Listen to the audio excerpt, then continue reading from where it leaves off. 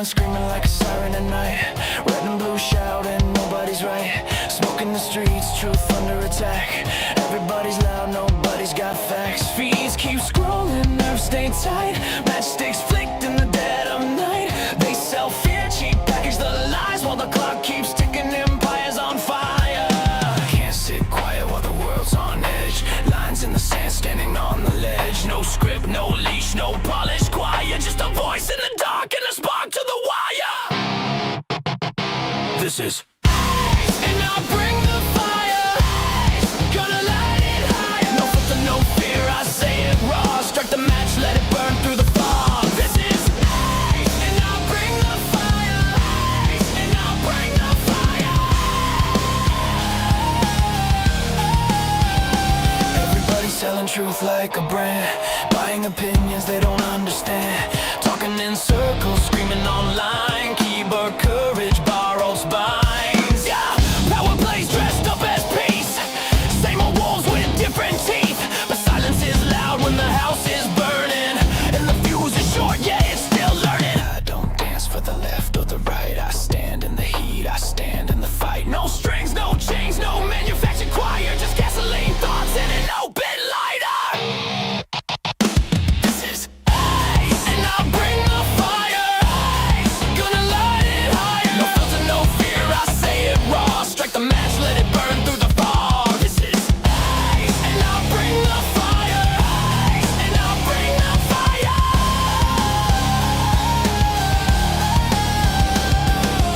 The world's on tilt, pressure climbing. Truth don't whisper, it's perfect timing. You can't cancel the smoke, you can't stop flame. Say my name when it hits. Say my name. Why? Say my name. Say my name. Fire don't ask permission. Fire don't need a side. Fire just shows up honest and exposes the lie. This is and I'll bring the fire. Truth is harder. Burn it down till what's real survives. No smoke, no mirrors, just heat and lies.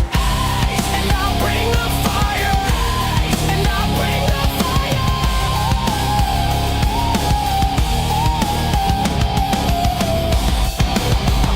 American fire. Strike it. Let it speak.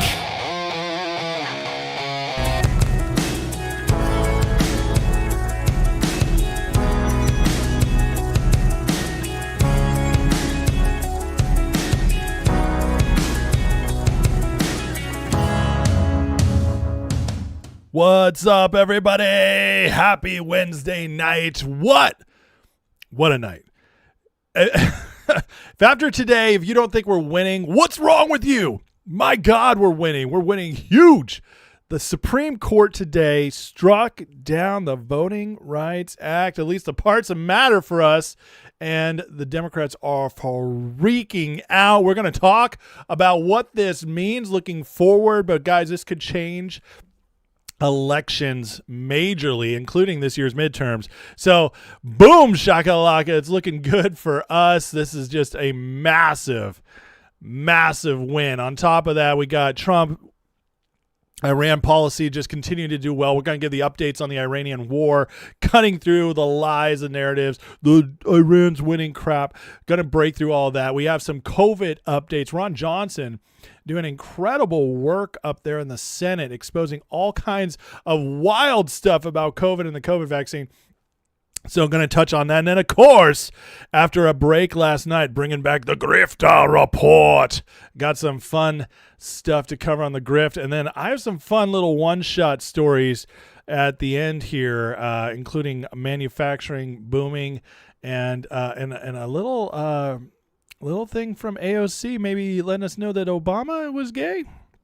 I don't know. She might have slipped up today. So what a show we got. Hit that like, hit that subscribe before we get started. Thank you guys for watching the show. Support me with your view, your time, and of course with a like and subscribe because it's free. It don't cost you nothing. If you're on X, if you don't mind hitting that repost, we will get it moving over here. But first, I got to say hey to the Chizat. Let's shout out some peeps here who made it early. Cast Sync, Numero Uno tonight, what's up? Z-Grooms, Kev the Tech, D6 Report, Toe Cramp, Gen X Maga in the house, Girth Mike. What's up, Girth? I haven't seen you in a bit, bud. Big B, Funny Guy, Alice Fordham, Kev the Tech, Jesus Saves, Teslin Joe, Nick Bajas, Isaac, Pat M, Wago Waco, Diana, Frank Anastasio, Max Calentine, Scott Volkovich, Action Not Words, Just Mike, CJ Yukon, what's up?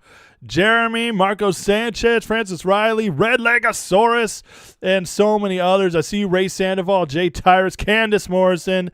Oh, so many good peeps. We got AZ Tropic, Lochtefeld, I Love Music holding it down on Rumble. Slowly growing over there. Not as quick as YouTube, but it's happening. Once I got more time, I'll be working on the Rumble presence as well, guys. So you guys will get a little bit more love over there. But for now, YouTube is the main spot. It's the fastest growing. It's where they lifted that shadow ban, and I wish Rumble's algorithm actually tried to grow channels. That's all I'll say. YouTube, when there's not a shadow ban, they're actually kind of fair. I know it's weird. I know it doesn't sound great, but Rumble is, just never been very nice to me. But I'm going to try. I'm going to keep trying. All right. Hope you guys are ready, because today is just a booming awesome day. Oh, by the way, rules of the chat, in case you're new, because getting lots of new subs.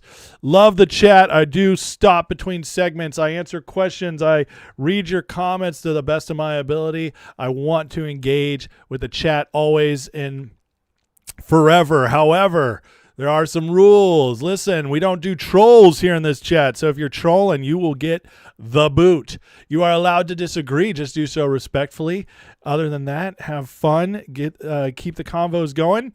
And if you want to get my attention, tag me, and I'll do my best to find you. Otherwise, if you got to get it out there, send a super chat, because that's the only way I can guarantee I'll see it. Anyways, don't need your money, but as the chat picks up and goes faster and faster, guys, it's just the only way I can see it for sure. So love you guys, appreciate you, and we'll get into it right now. Let's do this. Holy smokes, what a massive day for us. Now, we knew this was coming. I had a feeling this was definitely coming based on the oral arguments, but didn't know when and didn't know how decisive it would be. But we didn't get a 5-4 decision, folks. We got the 6-3, which means Roberts and Barrett jumped on over, which, after the tariffs decision, they got to build some trust back with MAGA if they're going to rug pull us at some other point. So they decided to do it here. Now, I got to tell you right now, I would actually rather have had them do it here, like stay with us here, than the tariffs, because Trump can get around the tariffs. There's other ways to do that, which they're working on. There's no getting around this. This is a nuclear bomb to the Democratic Party. The Democratic Party in the South has completely, and I mean completely, rigged several elections because of this act. They have redistricted into these states the craziest lines you've ever seen just to make it so that the races, blacks, Hispanics, you name it, have representation. But what does that really mean? It means anti-democratic, because they carve it out in such a way that you're basically guaranteed to get a Democrat. It's wild. And this has been going on for 60 years, which means the Republican Party has been going into the midterms with a handicap for 60 years. That handicap differs depending on the era, but right now that handicap was between 12 and 24 seats. That's a huge handicap. It is now gone. Gone forever. There's not going to be any fixing this. The only question is, how fast do we gain those seats? How many states determine they can redistrict now before the midterms? All the ones that haven't done their primaries can do it. The ones that have done their primaries probably could if they really wanted to push it. There might be legal challenges. They might have difficulty, but there's plenty that could push it now. All of them will have it done by 2028. So what was already looking favorable for us for 28 based on demographics is looking better now. With this combined with 2030, oh man, with the switch in the census, this is the kind of thing I've been telling you guys. This is how the Democrats stay out of power for anywhere from the next 12 to 20 years, because this is what just happened gives the advantage to the Republicans every single year now. Every single year it's ours to lose the House for the foreseeable future. This is even before a Save America Act is passed. This is even before all the deportations are complete and the new census is completed. We already have an advantage. Now imagine what happens once the new census happens. Illegals are not counted. More states lose people because of moving and because of lack of illegals. And my friends, we're looking at 30, 40 seats pickup in 28 and 30. It's possible. It's absolutely possible altogether. This is massive. Trump wrote it out today. Today, 6-3 Supreme Court decision in the case is a big win for equal protection on the laws. It returns the Voting Rights Act to its original intent, which was to protect against intentional racial discrimination. Hilarious that they used it to actually use racial discrimination for their seats. Thank you for Samuel Alito for authorizing this important act. Now, an opinion. This is the next one is the mail-in ballots. If they determine that election day is election day and you can't count afterwards, guys, even without the Save America Act, we have a massive advantage going into this election. So the midterms just got a whole lot closer. A whole lot closer. And again, midterms are not the end of the world. I've explained it 100 times on this show. Maybe I'll talk about it again at the end here, but we do want to win them. And now it's much more difficult for. Remember, I showed you guys last night. It's essentially tied according to the latest poll. Tied, and now we got this. We're already picking up a guaranteed one more seat from this because of Louisiana. But we could pick up anywhere from 10 to 14 more, depending on what the states decide to do before. Now, here's Clarence Thomas talking about it. And let me just play this clip real quick. I would go further and hold that Section 2 of the Voting Rights Act does not regulate districting at all. The dissenters, Justices Kagan, Sotomayor, and Jackson, warn they fear Section 2 is essentially, quote, a dead letter following today's decision. The consequences are likely to be far-reaching and grave. I love that. The liberal justices are freaking out. The consequences are likely to be far-reaching and grave. It's absolutely hilarious. They know what just happened. They know this is such a big deal. Here's Alito talking about Supreme Court, we've been waiting months for this decision, okay? Every week. Yes, there was a question before the court as to whether or not a state law in Louisiana intentionally created a second majority-minority congressional district in violation of the 14th or 15th Amendment, specifically what... Good morning. Okay, so this at first blush here is a win for the plaintiffs who were not black plaintiffs. They were non-minority voters who challenged this decision. These two districts that were minority majority, essentially Louisiana had drawn up districts and then they were told in a legal battle that they had not represented black and minority voters sufficiently. They went back and drew a second district. How ridiculous that is? How ridiculous! Like, we've lived under this tyranny of this ridiculous law in our elections for 60 years. Okay, it's absolutely ridiculous. We've had to put up with this. What she just said is crazy. So Louisiana, through democratic process, which the Democrats are like, oh man, they're killing democracy. Through democratic process, they remade the state. They redistricted the state. And then they were told, oh, there's not enough representation of minorities. Do you understand how insane that is? Minorities are a part of this country, but they're a minority.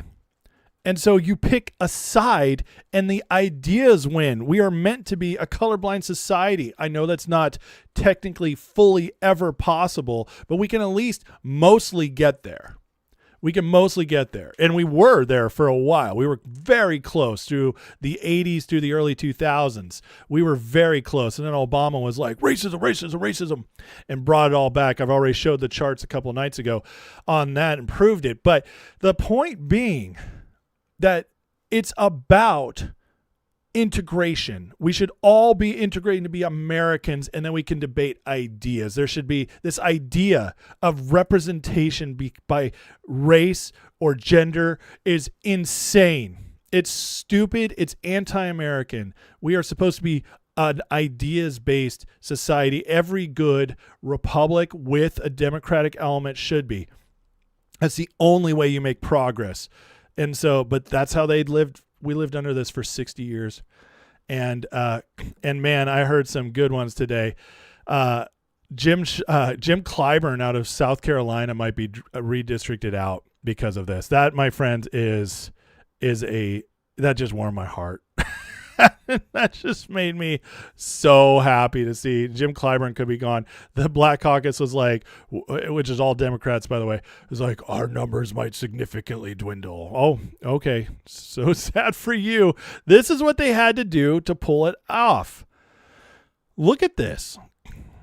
This is two districts. You see how crazy it had to get to fulfill this law? It's insanity. In a basically red state. So what they're saying is with the redraw, probably the New Orleans district stays blue and everything else will be red, which we net one. But this is this is what they do, man. They don't care. They don't care about democracy. They care about power. That's exactly what it is.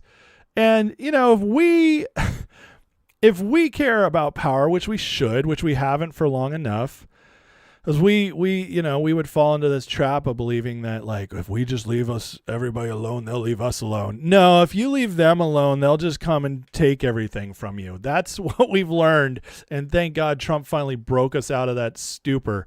But the whole libertarian idea is a fallacy. It never works. You have to, even if you don't like power, even if you don't desire power, you have to get power at some point to get the way you want it and then turn it over. And it's just like in Gladiator, which I love the quote, but Maximus, would you take this great honor I'm bestowing upon you? With all my heart. No, Caesar. That is why, Maximus, it must be you. It must be you. Well, that's what we need. The people who don't want power taking up the responsibility of power in order to stay safe, because otherwise we give this nonsense just to stay in power. They are shameless. And the only thing we can do is punch back, which we did.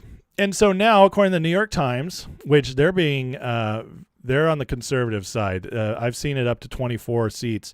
Potential mouth of the South without the VRA restrictions. Current map, 65 to 24. It could go up to 77 to 12. This is what the South should look like. Plausible scenario, and I would even say highly likely scenario. Look at all that. That blue's going bye-bye, folks. Because you did it. You did it through cheating, and now you finally got caught. And so this aligns perfectly with President Trump's effort to make elections secure again. He set the stage to end birthright citizenship, dismantle vote fraud, and clean the census. Pass the Save America Act. We can maintain national control for a long time. I'll go so far even to say this, guys. Everybody is freaking out about the next few elections, okay? And I get it. I totally do. It is terrifying to think of Democrats back in power, especially now because they are Looney Tunes. They will go even farther now that Trump has pushed them. I don't deny that. However, there are a lot of factors we must take into account here. Trump this time is not playing games. He has cleansed the federal government. It's not 100%, but it's very close. He has it because oversight. So where it's not cleansed, they still are watching carefully. This is a very hands-on administration, and he trusts, from what I can tell, pretty much all of his cabinet, which is a huge difference from the last term, first term. So take that into account. Now, the Voting Rights Act is struck down. The illegals are being deported. Trump will not be counting them in the next census, okay, which we have to win to have the census in 2030.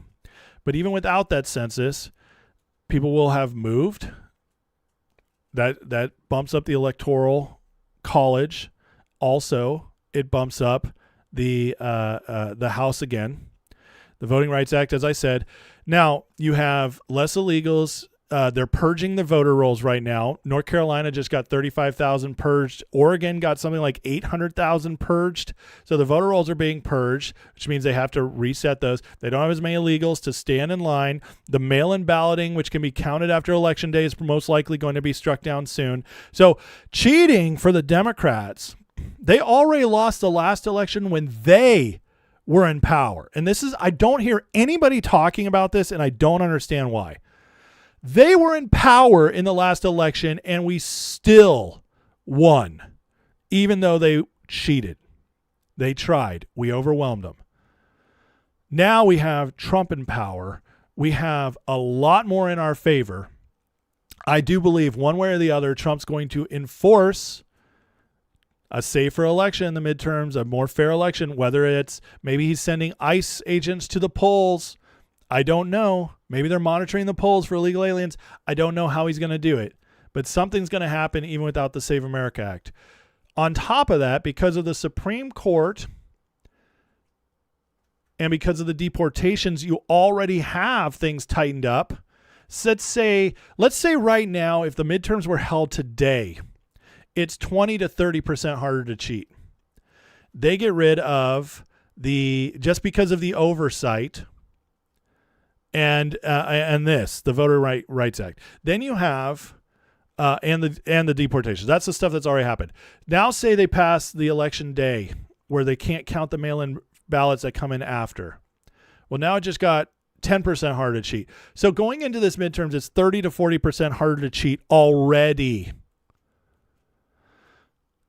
In 2 more years, it'll be even harder for them to cheat. So if they sneak out 2026, they will get nothing passed. They will investigate Trump. They will impeach him. It won't go to it'll go to trial. He won't get convicted because the Senate will hold the Senate. I guarantee you we're going to hold the Senate. They're going to, but if they get the House, no laws are going to pass because it has to also pass the Senate and Trump has to sign it. He could veto anything that gets through the Senate. That's not happening. So we don't have to worry about new legislation. So all they're going to do is make things noisy and annoying for 2 years. We have people out there who are like, oh, the midterms are going to be the end of the world. No, they will not. That is stupid. Trump is still the president. He still runs the justice system and all of our foreign policy. It's retarded to think the midterms are the end-all, be-all of life. 2024 was the end-all, be-all. The midterms will hurt. I'm not saying it's not good. We have to go all out at the midterms and try to beat them. I'm not saying chill out. I'm not saying be complacent. That's retarded. No, we should all vote like we've never voted before. We should do that for every election, though. We need to send a message, and we should. But I'm telling you right now, even if we lose the midterms, we will win 2028. We will. And then once we win 2028, this is locked in. Because then the census is in 2030. The realignment happens. Listen, we don't want to lose the midterms, but it's not the end of the world. But having said that, it's still really important, and you guys should go for it. But guys, there's a lot of dooming that the midterms will be the end of everything. They just won't. Do not believe that. The House by itself does not have nearly the amount of power people act like it does. All right. So, all right, let's keep moving on. All right. Christine says, we're heading towards a future where something like this becomes a narrow GOP majority in Congress looks like in 10 years. So I think the numbers are wrong there, but she wants us to see this. Look at how red the U.S. is. That's with all the demographic shifts and the Voting Rights Act changes. That's a oh, I got it all screwed up on here. Sorry, guys. That is wild. All right. Over here, Marsha Blackburn already proposing a 9 Republican, 0 Democrat redistricting map for Tennessee. Blackburn, I urge our state legislature to reconvene to redistrict another Republican seat in Memphis. It's essential to cement President Trump's agenda and the golden age of America. Amen. Let's hope that this keeps spreading. Now, the Democrats are freaking out about this. Here's let's listen to CNN for a little bit, because if you want to know what a big deal this is, listen to your enemies. So they all know. They all know. Listen to this. It could have an impact on the midterms and beyond here. Jeff. There's no doubt about it. And early voting, to Joan's point, does begin on Saturday in Louisiana. This Saturday, the overseas ballots have already been shipped out. So that explains the timing here. And I think it's important to look at this in a couple different ways, the short-term effect and the long-term effect. And Joan is absolutely right. There is no doubt in years beyond, this is going to majorly change representation largely across the South and elsewhere. Likely opening the door for more Republican seats, certainly in southern states. But even before we get to that, in Florida, as the opinion was being read, as Justice Kagan was reading her dissent from the bench and as Justice Alito was reading his majority opinion, the Florida House of Representatives at that very hour passed the new Florida maps. Now they have to go to the well done, Florida DeSantis. State Senate. But this ruling likely makes legal challenges to the Florida action much more difficult. And just to remind our viewers, Florida, of course, is redrawing some of its maps to give Republicans 4 more seats. That comes after Democrats in Virginia had a statewide referendum that would likely give Democrats 4 more seats. It's really the culmination of a year-long gerrymandering war. But this ruling is going to change in 2028 and in years beyond, making it more difficult to challenge the drawing of this map. But again, unclear about the actual effects in the midterm elections because some states have already had their primaries. Candidate filing deadlines have already passed. So it's possible that some states will call a special session of a legislature and try and change maps or postpone elections like Louisiana. We will see. We have to see how that plays out. But I think the bigger impact of this is in the years to come. And yeah, he's absolutely right. Again, by 2028, they'll all be locked in. So you see, so the AG Marshall from Alabama already responding to the SCOTUS VRA ruling. Will act as quickly as possible to apply this ruling to our redistricting efforts, ensure our congressional maps reflect the will of the people, not a racial quota system the Constitution forbids. So we already have states moving forward to do this. The hope is we get as many moved before the midterms. We want at least, I'm hoping for at least 10. Thanks to Florida today, we already got 4 more. So good job, DeSantis. Right here, they passed the House and the Senate, so now it's going to DeSantis's desk. We'll get 4 more seats. Yeah, excuse me. 4 more seats. And then if you also factor in the fact that Virginia might be struck down, it's looking pretty good. So everybody's freaking out about this. Again, if you're wondering whether this was a win, look at the enemy. And Alex Soros is out here freaking out. Today's ruling gutted a key part and erased decades of protection. Roe showed us what happens when our rights rest on judicial goodwill. It's not a right when the Supreme Court gives it to you. The rights are only from the Constitution, but whatever. This is how they play the game. So Soros freaking out, which every time a Soros is upset, we're winning. Hakeem Jeffries just absolutely losing it on the floor here. Listen to him. Toward a more perfect union. And now we're at a point where affirmative action is gone, diversity is gone, equity gone, inclusion gone, racial tolerance gone, the Voting Rights Act largely gone. But guess what, extremists? We're still here. That's right. And we're not. this is music to my ears. Diversity gone, equity gone, inclusion gone. I mean, I can listen to them say this all day. I might turn it into a rap song. And now we're at a point where affirmative action is Affirmative gone. action gone. Diversity is gone. Diversity gone. Equity gone. Inclusion gone. Racial Oh. tolerance gone. Who's still dooming? My God, folks, this is insane. Like, we are winning so hard. They are freaking out. They can't control themselves. They never thought this day would come. They've been hiding behind this for decades. They just never thought this could happen. And it makes me so stinking happy. I love watching them cry. They thought they just had it all in the bag. And this stuff would never be messed with. This has some estimates show imminently lose up to 19 seats. Now that, my friends, is asking a lot imminently before the midterms. But there are some analysts saying it's possible. Chucky Schumer, he's so mad. Dems just launched our election fraud task force. Listen to this. The most aggressive and coordinated election protection effort in history. With top election law experts will identify threats, fight voter suppression experts, defend the right to vote ahead of the midterms. Can I translate this for you guys? They are putting together a task force to try and figure out how the heck do we rig this one? How are we going to fix this one? Guys, we are losing. We need a task force. We really, really need some ideas. They have just butchered our future if we don't figure this out. That's what this is code word for. Because if you guys anybody believes for a second the Democrats actually care about election fraud, well, I just put up for sale another property, oceanfront, Arizona. It's there. And I'm willing to take top price for it. Jeffrey is saying they're rigging the elections, the midterms, because the Supreme Court struck it down. They have to cheat to win. I mean, this stuff is so rich. I love it. I love it so much.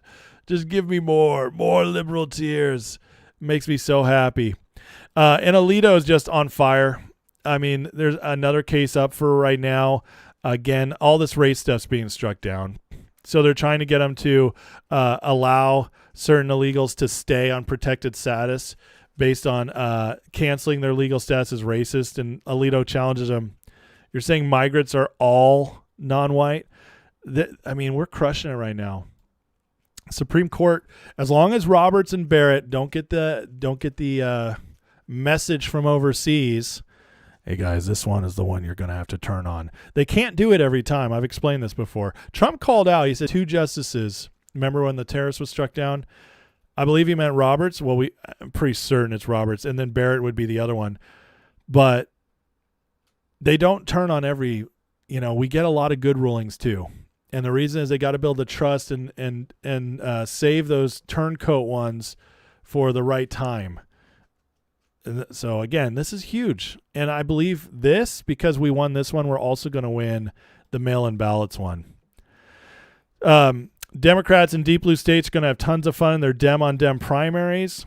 Right now, California, Illinois, Oregon, Rhode Island, New York are slated to lose 9 House seats. If Trump continues his crackdown on immigration, it'll be 12 to 13. So here's projected 2030 congressional reapportionment. And you see these guys, the yellow and orange, they're losing, and the dark blues are gaining. Texas is going to be up +4. That's massive. So these are all super red states, guys. I mean, Arizona and Georgia are okay, kind of like reddish. But Utah, Idaho, Texas, and Florida are gaining a ton of seats. North Carolina, I mean, lock it in. Along with the Voting Rights Act, I mean, we're looking at, just based on this, without even winning different elections, without changing without convincing people to change their opinions in states, we're looking at, if you say, let's just say 18 total from the Voting Rights Act. I'm being conservative. and then 12 more from this. That, my friends, is 30 seats edge in a House we already just won. Unbelievable stuff, man. And so, again, who's dooming? I see these people like, oh, man, Trump is just, God just gave us a pause. There's a pause on the decline of America, but it's still coming because this is the end times. I'm like, first of all, I've heard that end times story at least 20 times in my life, starting with 88 Reasons the World Will End in 88, Y2K, 2012. I mean, come on. Just I think I counted once I've lived through 12 apocalypses that never happened. It's whatever. Anytime somebody says that, it's a lie. So what we're looking at, if you look at the trends in the data, just by demographics, we're looking at 12, 16, 20 plus years of being in charge at least. And that's assuming that the Democrats either die off and a new party rises up, or the Democrats actually figure stuff out, because America's getting redder, folks. It's getting redder. And that's why I'm not dooming. That's why I'm not like the midterms are the end of the world, because they're not. They're important. They're absolutely important. And if you don't vote, I don't want to be your friend. That's how important they are.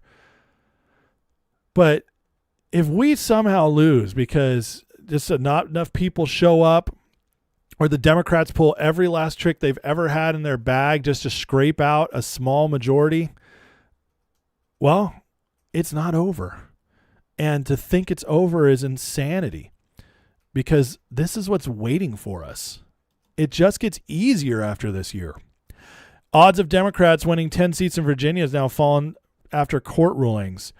April 22nd, they thought 80% it was going to pass the court rulings. Today, it's down to 50% in Callais. So people are starting to believe that this is actually going to get struck down as well. There go another 4 seats the Democrats just picked up. So they gained the 4 from Virginia. It got canceled out by Florida. Texas has just got upheld. They might lose these 4 seats, and they lose the Voting Rights Act, which could be, 8, 10, 12 seats. Lost this midterms. Unbelievable. Just, it's a beautiful day, folks. It's a beautiful day. And speaking of frauds, Thomas Massey coming up with the election. Tell me you're desperate without telling me you're desperate. So Massey has been the number one thorn in Trump's side on the Republican side, other than John Thune, that is. But at least publicly, it's been Massey. Is now in trouble. His primary is not looking good. So Thomas Massey just released this commercial to try and win some voters back. Watch this. So there's no sense in trying to avoid it. Let's just talk about the elephant in the room. I agree with President Trump a whole lot more than I disagree with him. The list is long. The Save America Act to require proof of citizenship to vote, stopping immigrant welfare, fighting the woke agenda, defending the Second Amendment, protecting the life of the unborn, securing the border. I'm Thomas Massey, and I approve this. So Massey, who's been trying to destroy President Trump this entire term, keeps going after him, protecting pedos, all this, is now doing a commercial with an elephant in a MAGA hat and Trump hair, saying that I am actually Trump's biggest fan. I am super pro-Trump. This is who I am. Don't listen to the losers. I am a Trump guy. It's unbelievable. The shamelessness. And I tell you, somebody like Thomas Massey, somebody should send this commercial to Dave Smith. I'm sure he'd think Massey's so principled now. But if it's like, this guy is so shameless right now in this. This is such a shameless commercial trying to cozy up to Trump. I can tell you his internal polls are starting to tell him right now, you're in trouble, bro. You're in big trouble. So nice AI elephant, dude.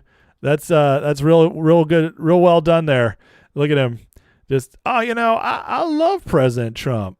Hey, President Trump's my boy.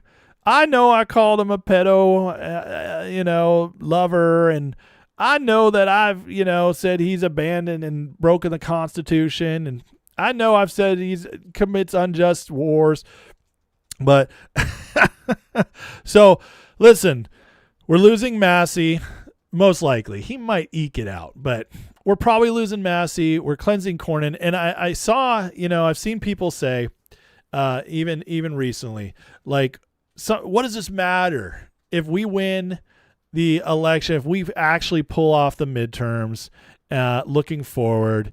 What's it matter if they're just the rhinos, right? And I hear you, but those rhinos still passed the one big beautiful bill and got your taxes lowered. Those rhinos still passed funding ICE to deport all these illegal immigrants, funded them for 4 years. These rhinos still passed DHS funding just now. They still have prevented the Democrats from stripping President Trump of war powers. They protect him. So, the thing is, rhinos are our controlled opposition. You understand? Like, when you have the presidency and you have a president like Trump, yeah, rhinos suck. Okay? We can't get the Save America Act through because of rhinos, because of John Thune. But rhinos are still better than donkeys. Okay? When you go Democrat, you lose. You get destroyed. And so what we got to do is be okay with the fact that we're going to have some rhinos around for a while, and we're just going to chip them off one at a time. Boom. Cornyn, gone. Massey, probably gone. Every election cycle, we primary them, and we weed them out one by one. We don't want to do it through a general election or a midterm. We just don't want to go that way. That is accelerationism. That's what people like Nick Fuentes and Owen Schroyer are preaching right now, that let's just let the Democrats in and it'll get so bad we'll win back. Well, except for ask all the countries that have tried that. Ask all the countries that have voted in a dictator or a communist. Ask New York right now how much they're liking voting in Mamdani. Yeah, that it doesn't work, guys. The whole accelerationist crap is a psyop. It's the Democrats. It's exactly what they want you to hear. They want you to think that because they know they get power. They might never lose it again, or at least not for a very long time. You have to win. The Democrats taught us that, and we need to learn our lesson. It's about winning over and over and over again. And then what we'll do is we will weed out the bad eggs over and over and over again. And it might take 10 more years. The House is a lot easier. We have way more MAGA in the House, and that's because every 2 years they face a primary. The Senate, the overlords, our House of Lords, our oligarchy, they're much tougher because they're in for 6 years at a time. We only get one chance every 6 years to weed one of them out. But it will happen. It's been happening. We've gotten some great senators and we'll continue to. It's nowhere near what we've gotten in the House, but we just keep doing it, guys. We push and we push and we push and we'll win. But anybody who's, you can't go that doomer route because John Thune sucks. I can't stand the man. But you know what? I hate even more? Speaker Schumer. Not Speaker Schumer, Senate Leader Schumer. That's way worse. You know what's worse than Mike Johnson as Speaker? Nancy Pelosi, Hakeem Jeffries. Can you imagine? So you might not like our rhinos. I don't like them either. But there are guys. There are bad eggs. There are crazy uncle. There are rebellious son. But they're ours. And so we'll deal with them the way we deal with them, but we don't want to replace them because you don't want to bring in the craziness. Okay, that's how we win nonstop. And if you really, really care about this stuff, vote in primaries. And I hate primaries. Primaries suck. They come up out of nowhere in the spring that nobody talks about them. Your state, your local area, you see some signs, but you really don't hear much about it. It's the easiest thing in the world to miss. And then you're like, crap, I missed the primaries. Yeah, it sucks. It means you have to pay attention. But you have to do it. If you want to get rid of rhinos, go to the primaries. If you don't go to the primaries, vote for the rhino in the general election. That's just the way it's got to be. But all this doomer crap, it just get out of it. It's so insane. Okay?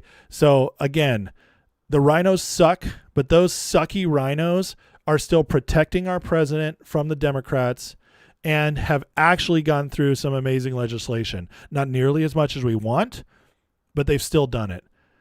I don't think people still understand how powerfully incredible the One Big Beautiful Bill is. There is so much in there that's going to power and steamroll this economy for maybe the next decade. It's an incredible feat that they got it through. So that was rhinos, guys. Whether you like it or not, it was. So rhinos are still better than Democrats. And we'll just keep weeding them out. And then 2030, things are getting a lot redder. And it's going to just get easier and easier to get good candidates going forward. We got rid of a lot of rhinos. Think about it. Where's Mitt Romney now? Where's what's-her-face McCain? Liz Cheney. I mean, we've gotten rid of all these people. So, we'll continue. We'll continue. But today, my friends, today is a good day. Today is one of those days where you're just like, wow. This is one of those plant the flag, build the memory stones and say, oh yeah, we're definitely winning. So enjoy it. And then let's get back to the fight. All right. That was the first segment tonight, guys. Let me get into the chat. I saw some super chats, and I want to make sure I do not miss them. So thank you guys for that. Here we go. Super chats always go first because they actually paid for it. All right. Job for 9 with the $5 donation says, at work listening, keep up the great job. Thank you, sir. And then he's got another $5 one that says, if segregation is bad, then it's bad in all forms regarding the ruling. Freaking man, brother. Well said. And thank you for the support, Job. You've been great. Robert Ray Tony with the $2 donation says, you're doing a great channel. Appreciate it. You're welcome. Man, you guys are so nice to me. I really appreciate it. This channel is becoming something I didn't think would happen for a very long time, and it's an absolute blessing to be a part of it. And you guys, a fantasy, they're always hoping for it, praying for it, believing for it. And I'll tell you that when I was in Texas, I lived in Texas for 9 years, and that was just 3 years ago. I've been in North Carolina for almost 3 years now, and so when I was in Texas for 9 years, being from California, I had a lot of my friends teasing me all the time, but also saying, yo, like, why you guys keep moving here? You're going to ruin our state. You're going to turn us blue. And I told them, dude, most of the Californians moving here are like me. We're conservatives. We just can't take California anymore. Like, we want to be here. That's why we're leaving. Yes, there's tech jobs. There's some liberals coming in, but I'm telling you, it's 2-to-1. It's 2-to-1 red that's moving to Texas. And then what happened? I told them this. They didn't believe me. And then in 2016, Trump increased the red vote in Texas by 5 points. And then in 2020, he increased it again. And in 2024, he won by 15 points in Texas? Texas got redder, friends, by who's coming there, not bluer. And so exactly like you said, brother. Exactly like you said. Saved by Grace is asking, did the free month go away on Patreon? No, it did not. Did you click the link in the chat? Did it only give you 7 days? I apologize for that. I will have to fix it. But please, if anybody else is thinking about the membership in the description, click the link. You're supposed to get a free month. If you don't get a free month, after you sign up to the membership, let me know. I'll make sure you get it. I want to make sure you have a free month to try out the Discord, to try out the members' content. And then if you like it, you can stay. But I want to make sure you get a free month. Casting says, I thought you'd have a celebration beverage tonight. Not tonight, man. Even though it's awesome news, it's still a Wednesday. It's still a Wednesday. Castellum says, it's insane how fast your channel's growing. 1K every few weeks. It's only exponentially explodes up. Love your work. Thank you so much. Yeah, it was 3.5 years. Well, 3 years and 3 months to get to 7,000 subs. And I grinded, baby. And then, yeah, all of a sudden, YouTube lifted my shadow ban, and now it suddenly likes me. I don't know how it says. Robert Ray says he just signed up and got a few free months, so I think it's okay. Sorry, Ray. I didn't know you didn't get it. My bad. Doc No says, I posted a commercial as Barnes if he knew Massey was cheating on him. Did he block you? Because I tell you what, the one time I had a conversation with Robert Barnes on X, he blocked me.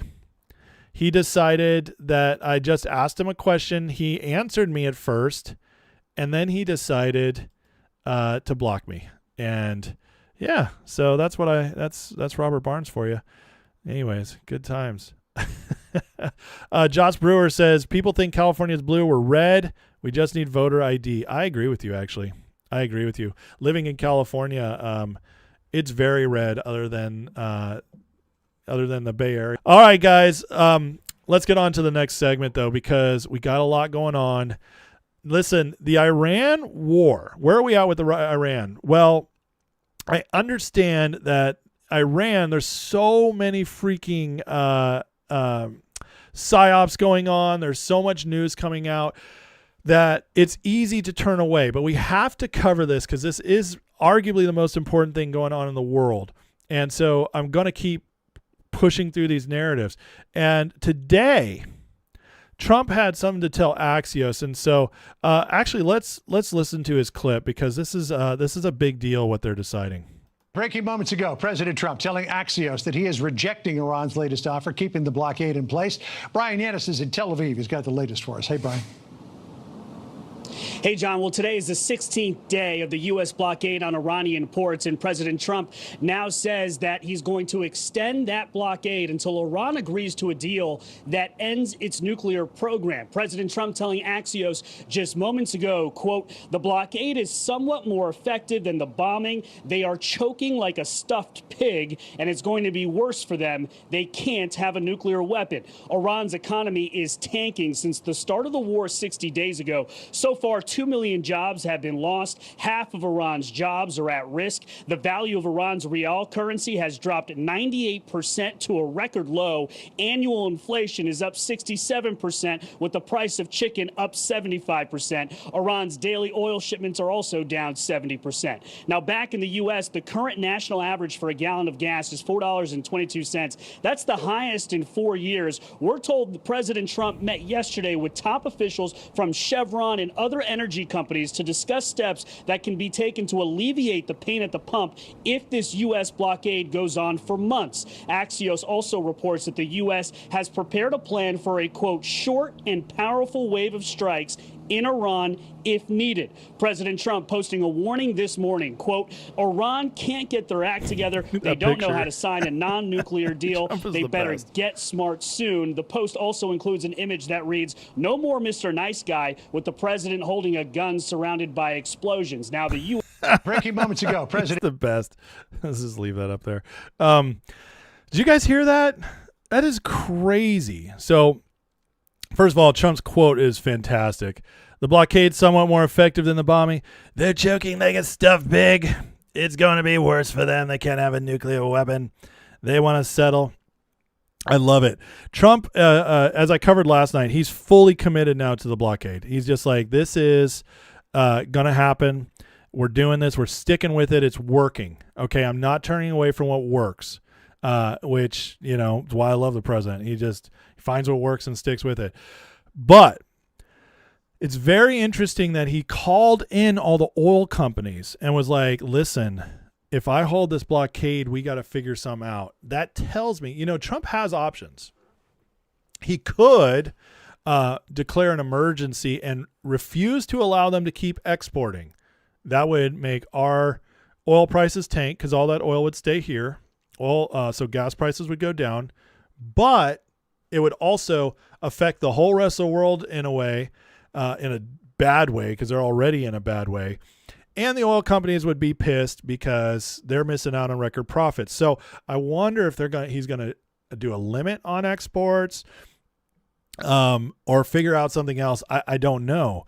But if Trump figures out how to get gas prices down to, say, $3.50, $3.25, something that's like still a little elevated but tolerable, and I mean, people are gonna just stop talking about it. They're gonna chill, and he'll be able to rest. And then we have the summer coming up. The World Cup's coming here. The UFC is on July 4th. We have the 250th anniversary of America, all the birthday stuff that's going to go on this summer. I tell you, if he gets it to even just where it's tolerable but still elevated, he's got all the time in the world to beat Iran. And I think Trump knows that. He's that smart. So this is, I mean, again, every time they say Trump can't pull this off, he finds a way. It's pretty incredible. So today they offered a deal. Trump rejected it. And here's a short and powerful. They're talking about a short and powerful wave of strikes coming up. So this is just what I said last night, where I thought that either Trump was going to settle in, see what they panic. Well, they did. They panicked and offered a deal, but the deal sucked. So now Trump is like, okay, well, now I'm going to do a blockade and strike you guys again. So details, Trump says he'll keep Iran under blockade until they agree to a nuclear deal. So he's not going to budge on this. After strikes, which would likely include infrastructure, U.S. would press Iran to negotiate again. Trump sees continued blockade as primary source of leverage, said Iran's oil storage and pipelines are getting close to exploding. Oil prices then surged above $107 a barrel. Trump unveiled a framework. Now, this is interesting, too. Turning the blockade into a global coalition. Administration reportedly asking allies to join a new maritime freedom construct jointly run by State Department and CENTCOM. So you guys can come help us if you want oil. How about you guys come run this place? We're going to be overseeing it, though. You're going to answer to us. So it's not really giving up any power. Members would share intelligence, coordinate diplomatic pressure, and enforce sanctions on Iran shipping. Object reopen Strait through collective action rather than unilateral American institute. He's doing exactly what he said he was going to do. Europe, you need this oil? Come get it. Come get it. Let's see if you guys actually answer the call. This institutional answer to a political problem administration identified. American consumers paying over $4. American allies are publicly questioning strategy. I mean, of course they are. Its city of London is being destroyed. Europe is being destroyed. Of course they're questioning it.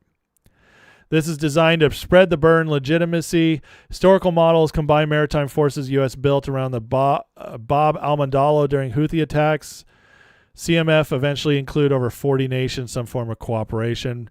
And there's also the China question. Beijing buys roughly 90% of Iran's oil exports. 90%. That's crazy. It's because of all the sanctions, though. Iran just had to sell to somebody. So Trump's trying to coalesce that, get them all in charge. But here is economic fury. Now, I want you to hear what Besant's saying because we're choking them out, and Iran's in a bad place. But listen to Scott as Tom Luongo calls him Big Gay Patton. The president gave the order for max pressure campaign more than a year ago. He gave it to me and Treasury last March. It was that pressure that brought the Iranian economy to a standstill in December that led to the protest. The largest bank in Iran collapsed. The central bank had to monetize the debt. and that created massive inflation. Their currency is down about 60 or 70% versus the U.S. dollar, so they're in the middle of a currency crisis. And what we're doing now is, we've been in a long race, and we are sprinting for the finish line. President Trump told me 3 weeks ago to up the pressure again, and we have gone to the buyers of Iranian oil and told them that we are willing to do secondary sanctions on your industries, on your banks who tolerate Iranian oil in their system. One of the big mistakes out of many that the Iranian leadership made was bombing their GCC counterparts, because for years we had heard that there was no IRGC money in their bank accounts. Now they've become more transparent, and we are freezing those bank accounts for the Iranian people. And we can see that every day it is more pressure on the regime. The retirement funds that they thought that they had outside of Iran, we are freezing. We're holding those for the Iranian people. Same with all their villas in the south of France and all over the world. And we are going to track them down, and we are going to continue the economic pressure, as well as the block on the Strait of Hormuz. Did you hear what he said? South of France? So the British and the French have been helping the Iranians. Isn't that crazy? Like I said, City of London is no longer just a place. It's an ideology. It's a system, and it's spread throughout Europe. And this just proves it again. Like France helping them out, and I knew there were links to France, but I hadn't heard it said out loud before. So this is by somebody like this. But that's crazy. I mean, they're holding them all their accounts, but this operation, as you can tell, like once we slow down, Trump just unleashed Basent to go hunt down all of their money. So they're sitting there. Their oil is about to overflow, and they're going to have to shut down their wells. They're freaking out. They don't know what to do. They're like, well, at least we have this shadow money. We're trying to run survive on. The IRGC's like, at least we got something to pay our soldiers. And Basent is finding every single account, shutting it down, and finding everybody helping them just a little bit and selling, we're sanctioning you. It said, we'll double sanction you. That is beast mode, folks. I don't know about you, but most wars are financial. And it's, you run out of money. I mean, Hitler ran out of gas and money. That's how you beat somebody. And so Carolyn Levitt reporting the Treasury is frozen $344 million in crypto for Iran. So they're losing $100 million a day from the oil, and now we just froze $344 million of crypto. I mean, again, it's shocking to me when people are like, oh, we're losing the war in Iran. Oh, the Strait. Oh, our gas prices are at $4. It sucks. I hate filling up my tank right now. I keep waiting. I'm driving and I notice I'm getting low. I should fill up. I'm like, no. I can make it till tomorrow. Maybe tomorrow it'll be 10 cents cheaper. I'm at that point in my life right now where I'm just trying to save every cent on the gas prices. I get it. Okay. Gas prices suck. But if that's the worst thing going on in my life right now because of all this, I'm going to be okay. I'm pretty sure most of us will be okay. Unless your job is like driving nonstop, then you got an issue. But we can figure this out. We can get through this. We got through the Biden prices, which were higher at their peak. Oil spiked during Russia, Ukraine at one point to like $140, $150 a barrel. We have the Obama years. I remember doing I was a carpet cleaner. This is a long time ago, but I had a van, and thank God I didn't pay for my gas. But I remember being in California. This is 15 years ago, but the prices spiked. No, this is longer than 15 years ago. This is almost 20 years ago. So regular prices in California at that time were like $1.85 a gallon, $2.15 a gallon. And then they spiked to over $5 a gallon under Obama. It was like, I don't know how to survive this. I'm making $12 an hour. And so but thankfully the company was paying for the gas. So I'd get the company pay. I would go out to work. I would run all my errands in between jobs, and then I'd get my dinner on the way back up the hill from in the van, the work van, making sure I wasn't adding any extra mileage other than just stopping. And then I get home and I never left my house. Yeah, I know what it's like. I know what it's like when gas prices are high. It sucks, but I also remember them being higher and us surviving. So we'll survive again. And this is just a blip. Listen, Trump got in this time, gas prices, he immediately got them lower. Trump got in the first term, gas prices were the lowest I'd seen in 20 years. The man gets prices down. And if anybody doubts that at this point, they're a moron, because they're negating every other. This is 5 years and 4 months of Trump we've had as president total, first term and second. 5 years and 4 months. In 5 years and 4 months, out of 5 years and 4 months, he has had the gas prices go up 2 months. 2 months. 2 months out of 64 months. So the other 62 months, he had gas prices lower and staying lower. So again, if you guys doubt Trump on this, I think that's stupid. But, people can be stupid. People sometimes just live in the moment. They can't see. This is why I do this show, okay? Because my entire life, I've taught myself how to see the bigger picture, the larger context. I do it in everything. I do it in politics. I do it with my life. I do it in sports. I do it with pop culture. I do it with the Bible. Okay? It's all about the bigger picture context, so you don't get stuck in the middle. You don't get myopic. And that's what we can't do. We're winning this war. We're breaking them. This is not a rich country. They've been sanctioned for 50 years. They're not a rich country. They have 90 million people, but they're not rich. And we just took away 344 million in crypto, along with all their bleeding out, along with all their infrastructure militarily taken out. I mean, come on. It's just like, how can anybody say we're not overwhelmingly winning this? Now, this is interesting. I found this guy today. He's a fellow U.S. Air Force veteran, but he's got some great insights into Iran. I was recommended him by somebody else. But I want to just skip down a little bit, but just talking about what's going on with them financially.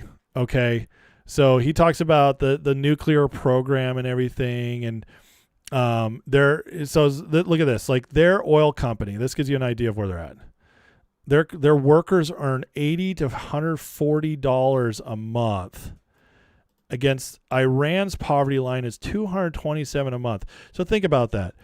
In American dollars, the poverty line in Iran is $227 a month.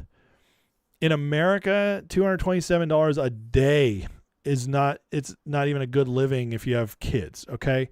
So that's the difference. So think about what 344 million is to them. Think about what 100 million a day is to them.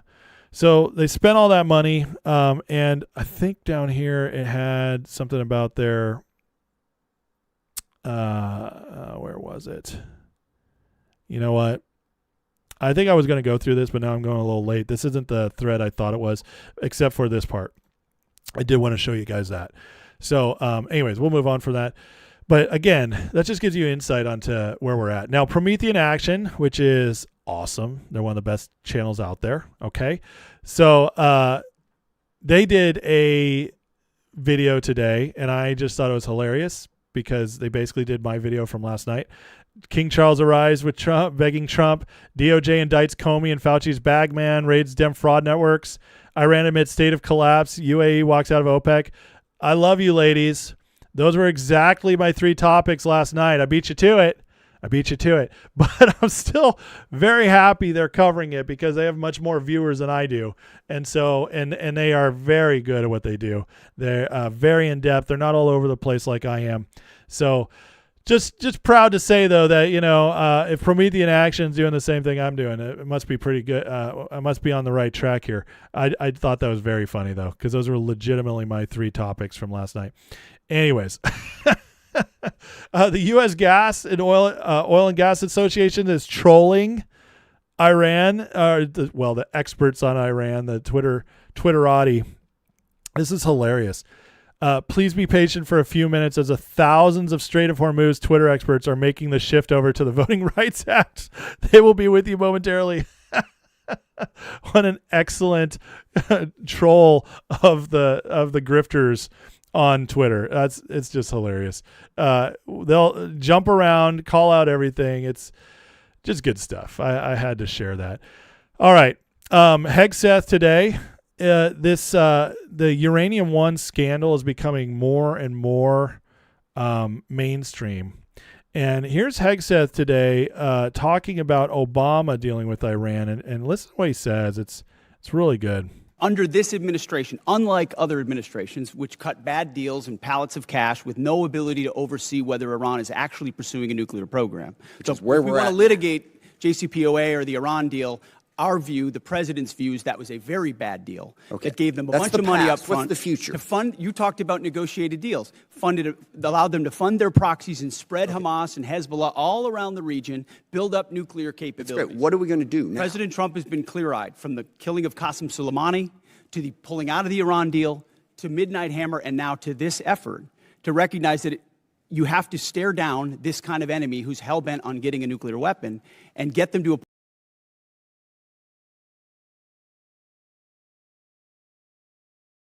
Sorry. Good stuff. He's actually calling out what Obama did.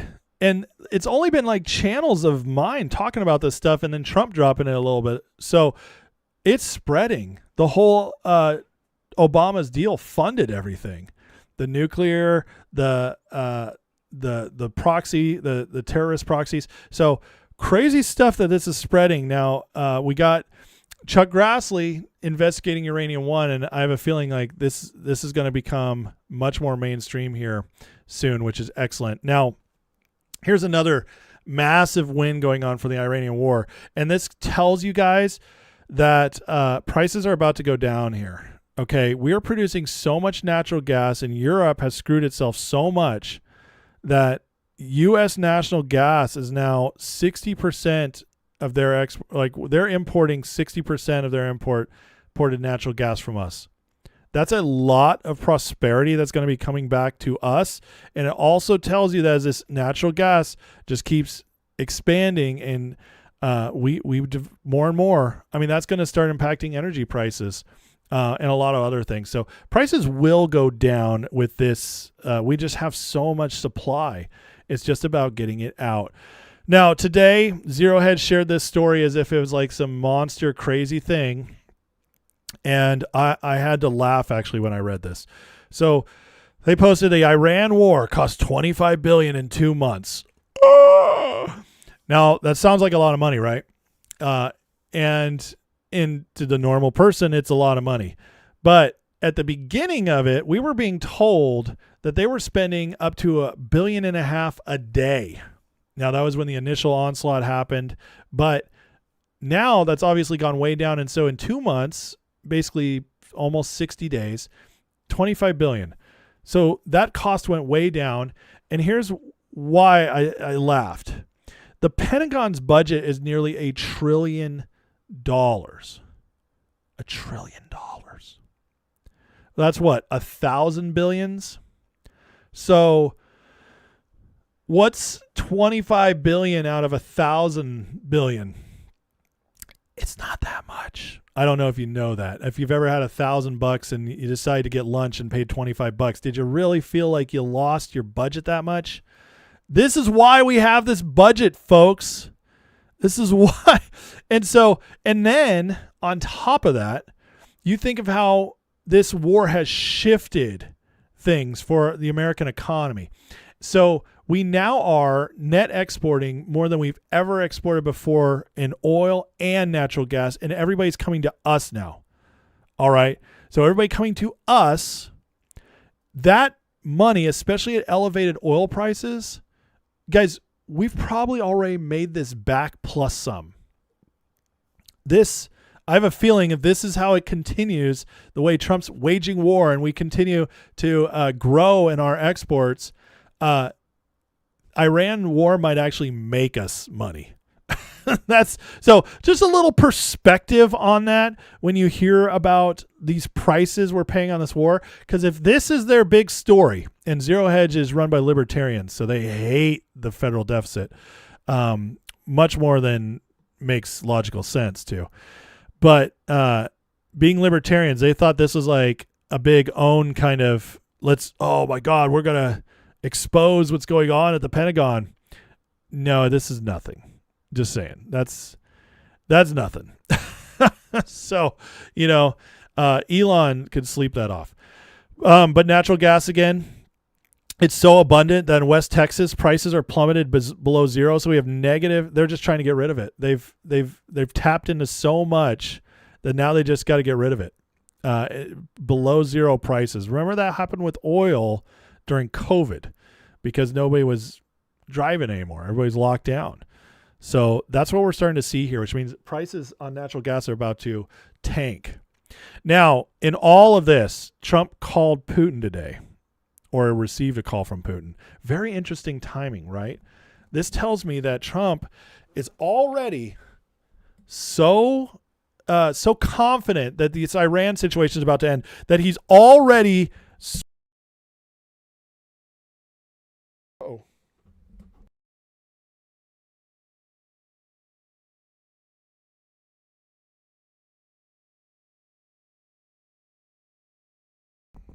Okay, I'm back. Whoops, lose connection.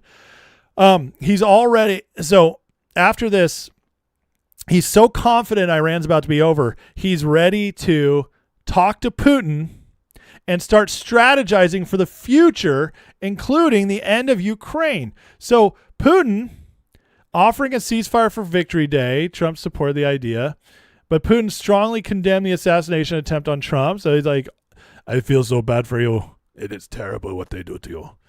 I will bring you over some vodka if you drink. Trump told Putin a Ukraine deal is already close. Now that's interesting. Isn't that interesting? The Ukraine deal is already close. How would Trump know that unless he's negotiating behind the scenes with Europe? Because that's the only way you're going to get the Ukraine deal to be close. And I think this is fascinating that Trump told Putin that. So, again, there's a lot of speculation that the Iranian war is helping Russia and really hurting Ukraine. Helping Russia because Russia's oil can now hit the market now at higher prices and more people need it. And are hurting Ukraine because of the weakness in NATO. Europe is collapsing. A lot more issues with Europe and Europe supporting Ukraine. So, so I wonder if that's what Trump is figuring out. Now, Putin warned of extremely dire consequences if the U.S. and Israel launch new strikes in the Middle East. Now, that's interesting. I wonder if this is a spin. Listen to me for a second here. Does anybody really think at all that Russia would launch an attack against us or Israel? I sure don't think so. Not at all. So when this reporter frames it like this, that's what they're framing it like, so we all freak out. The truth is, what Putin's probably telling Trump is that if you guys strike them and keep this going, there is going to be consequences, but not from us necessarily, just in general. So that's how I read that. Putin actually giving Trump advice, not threatening him. Because everything else is so friendly. That wouldn't make sense, would it? So then finally it says Putin accused Ukraine of purely terrorist methods and attacks on civilian targets. Trump wants this Ukraine thing over so bad. And if he ends it, I think he could win the Peace Prize this year. Wouldn't that be crazy? And then Kirill Dmitriev, who's always very interesting with Russian insight, says Putin and Trump held a constructive phone call also discussing potential U.S.-Russia economic and energy cooperation. And there it is, folks. There it is. The alliance is being built. Trump is waiting because he can't make it happen until the Ukraine war is over. Once the Ukraine war is over, Iran will be over. Trump's going to end Ukraine somehow. They're going to figure this out, and we're going to form a new alliance with Putin. Now, it's not going to be like a military alliance. When I say alliance, that's probably too strong a word, but we're going to normalize relationships. Let me put it that way. And to normalize relationships with Russia. And I believe, knowing who Trump is, I believe we form a massive trade deal with them for resources, minerals, maybe oil. I mean, I just think that makes a whole lot of sense for both countries. And then, just like Trump did in the Middle East, he gets us tied to them economically through these deals, and all of a sudden peace is brought. And then Russia, if Russia is now a partner with us economically, Europe is screwed, because Europe can no longer put the brakes on Russia, put the clamps on Russia, which City of London has always wanted to do.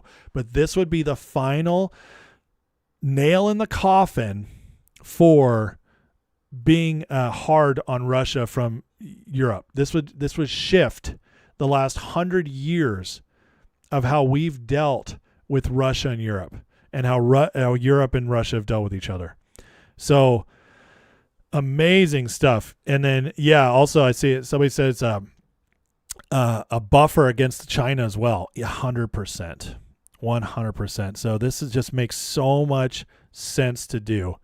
And it also, because if Russia now is thriving in their current system, it also encourages Russia to no longer get involved in, like, you know, trying to take Georgia, trying to take Ukraine, or, you know, it gives Russia peace to settle and just start working on their country again from within their borders, just like happened in the Middle East with all these countries that everybody said we'd never have peace with and that would never make peace with Israel, but they did.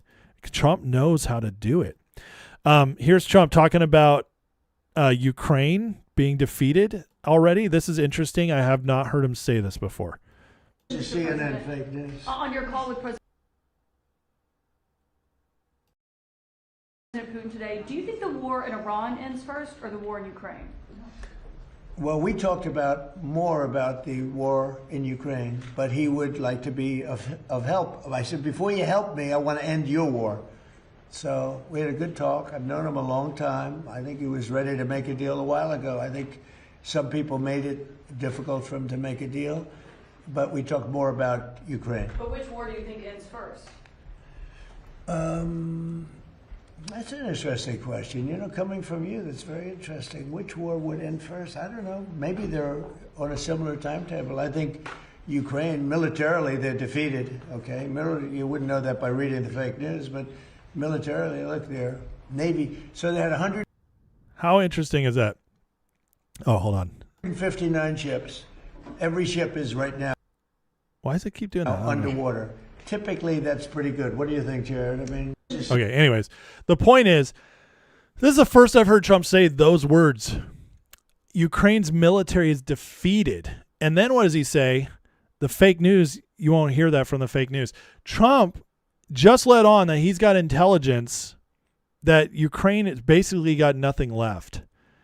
Isn't that fascinating? Because when you listen, we just had King Charles come to the States, give a speech to the Senate and the House and a dual Congress, you know, they're all there, dual address. He said, I beseech you, we need, you know, come over and help us with Ukraine.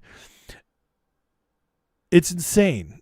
They want to keep this going. The deep state needs to keep this going. The City of London needs to keep this going because they're losing all their other cards. Trump, with Iran being wiped off the map, Venezuela being wiped off the map, the trade deals in place, the tariffs in place, they are getting choked out. And their last-ditch effort to try to get World War III going so that they can infuse all that cash through defense contracts and the war machine, it's gone. Like, it's disappearing right before their eyes. And they need Ukraine, but what Trump just said is Ukraine's basically done already. It's incredible. It's incredible stuff. And him calling Putin and just chilling to talk about the future, that sounds like the kind of confidence. It's like, it's about done, guys. It's about done. I mean, does this man, when he's talking, does this look like a guy, sound like a guy who's worried? Does this sound like a guy who's like unsure of where things are headed? I don't think so. To quote Kevin McAllister, I don't think so. So Trump, speaking of Putin, here's another good post on it. Spoke to Putin, said things were positive. Now Trump announces they're looking at reducing our standing army in Germany. Why the standing army in Germany? Because they're on the border of Russia for decades. And this is another sign like, yeah, we're not interested in fighting European wars against Russia anymore. We're not interested in playing this game against Russia anymore. So U.S. military presence in Germany is essentially the standing deterrent for all of Europe, Putin's biggest threat. If NATO Ukraine were to draw into the U.S. in direct conflict with U.S. military he doesn't want. Long story short, Trump looking to remove our standing military presence from Germany signals the coming of the end of U.S. involvement in NATO, end of the war in Ukraine, potentially end of Cold War with Russia. Never really ended. Trump's beginning the process of consolidating our forces in the Western Hemisphere. And I mean, here's the post. The United States studying and reviewing the possible reduction of troops in Germany with a determination to be made over the next short period of time. Thank you for your attention to this matter. That's big. It's big. And again, absolutely, to me, this is absolutely a sign that this is winding down. And I mean, we're this close, guys. We're this close to Iran being taken care of, oil plummeting in prices once the straits open and we just have oil everywhere now. Europe, City of London, choked out, weaker than ever, left to their own devices. And a new trade alliance, prosperous alliance with Russia, business alliance with Russia. I mean, and then the Western Hemisphere locked up stronger than ever. Cuba's on the board. I mean, guys, in the next 2 months, that could all have happened. The Ukraine war could be over. It's a real possibility we could see this in the next few weeks. And then Trump's got time to spare for the midterms. Say we enter July, right before July 4th. We enter July with all this going. We have a summer of celebration for our nation. The economy's ticking up. Oil prices are back down. Iran's a massive victory. We have a trade deal with Russia. This is all possible heading into the midterms before the campaigns even start. So things look really good right now, and it's only going to get better, in my personal opinion. So hit that like, hit that subscribe, guys, if you like this segment. Thank you guys for giving me the time. All right, let me get back into the chat. I think I saw a super chat and definitely saw a couple tag posts, so want to get to those. Got a couple quick segments left, including tonight's Grifter Report. Want to get to that, but first, let me see what you guys were hitting me up with. Oh, I was wrong. There wasn't a super chat. That's okay. It was tags I saw. Let me go back here. Castellum says, remember this if you ever have questions. Anything Democrats love is evil. We saw Ukraine help Biden try to steal the election. Dems with the Ukraine pins. Democrats are the enemies. Well, that's what Trump said. And they're definitely the homegrown enemies. So never, I definitely won't forget that. I don't think anybody has. Let's see. Did I miss any others? I thought I saw another one. But maybe it's just all in my head. Maybe I wasn't tagged on another one, and that's okay. That's absolutely okay. All right, if you had any questions I didn't hit, guys, bring them up real quick. What's up, Strayhorn? D6 is Loomers after Candace again. Oh, I love that. YouTube outages are expanding right now. Oh, boy. Hopefully it doesn't expand here. Why do I think Trump's favorite song is YMCA? Gitmo used to be a YMCA. That's interesting. I don't think it probably has anything to do with Gitmo. Trump said he's always loved that song, and Trump is all about energy. But I'm sure there's other reasons. I honestly, I have not spent much time to think about that. So Trump's YMCA's writer is one of the Hollywood type people that doesn't have TDS. That's hilarious. I did not know that. All right. Let me see. Did I move anything else? Fabuloso says, if Trump managed to get us out of NATO, or at the very least getting our troops out of Europe, I'd be so damn happy. Amen, brother. Amen to that.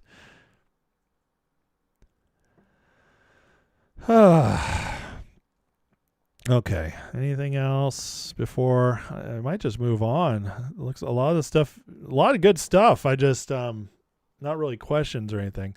That's okay. So guys, listen, please hit the like, please hit the subscribe. If you like this community, if you're enjoying the chat room, it's even better in the Discord because it's 24/7 and you get more time to get to know each other. So got a great community going on in the Discord. If you want to check that out, along with videos and podcasts I've done for members only, click the link in the description. It will take you to Patreon, and the gift you'll receive is a free month. Redeem that, get a free month access, and after that, if you decide to stay, it's only a few bucks. So, but try it out. See what you think. I think you'd all enjoy the Discord, especially based on what I'm seeing in the chat. Just great communication going on here. Funny guy with the $5 super chat says, what people forget is we're still paying for the military even if we're not using it. 100%. We are. And we have to. I mean, we have to pay these people salaries. We have to keep weapons, A, taken care of, and B, we have to keep producing new ones and new technologies to stay ahead. So yeah, the military always has to be funded. Trump is showing us why. I don't think we've had a good demonstration of why the military should be funded the way it is since World War II until now. Trump is showing us what the military is capable of and how we can effectively control the world order in ways we just never dreamed of. No boots on the ground. And we're just changing countries, which in the Iran one especially is just a key to, like, it's changing our relationship with China. We're dominating China. We're completely weaning off we're forcing Europe to wean off us and changing our dynamics there, and just getting stronger and stronger at home. That's why we pay for the military. And I guarantee you it's well worth it. The money we pay for the military is well worth it. And as we clean up all this fraud and figure out all this other stuff with our budget that's just a joke, I have a feeling the budget is, everybody always wants to cut the Pentagon. Oh, we pay the Pentagon too much money. We don't need that much money on defense. Well, first of all, it's really the only constitutional reason we have we have a government. Is to protect us. That's the main reason we have a federal government. So you could actually make the argument the Pentagon budget, the military budget, is the most constitutional part of our budget. So there's that. And secondly, we see why now with the way Trump wields it. So going forward, I'm never going to be that guy who calls for cuts at the Pentagon again. Audit it, make sure we're spending our money right. Pete Hegseth said yesterday, we're actually going to do a full audit of the Pentagon, actually do a real one, and it'll be delivered next year. So that'll be interesting. But if we want more military spending at this point, I'm like, cool, we'll figure it out. Because after what we've seen, it really, really matters more than we were led to believe, which, ends up just being another psyop. They wanted us to not fund our military as much so that we'd become weaker, just like Europe, and then they could take more advantage of us. So that's it's funny, man. We're finding so many things that we were told over all these years that kind of sounded good, that kind of had some logical sense to them. We're finding out we were just being psyoped the whole time to weaken our country and change it. So why did it take so long to strike down the voting rights bill? I don't think took that long. I think they held it up. I think the liberals and Roberts. So Roberts knew it was going to be overturned. He even voted for it. So he allowed the liberals to take extra time with their dissent, and he held off on publishing it because if they'd published it a month ago, that's more states that could have been ready for the midterms. That's what I heard, and I believe it. So Did the king give us Canada? Not yet. But the Canadians would have wanted that, as far as I know. All the Canadians I know would have. That would have been awesome. All right. Let's get to the next segment. This is going to be a shorter one, but important. So, this is crazy. Senator Ron Johnson today released a report showing Biden health officials knew that safety signals for COVID-19 injection injuries were being hidden by the VAERS analytic algorithm. They changed the algorithm of VAERS, which is the vaccine accident report system. They changed the algorithm to block out COVID injuries.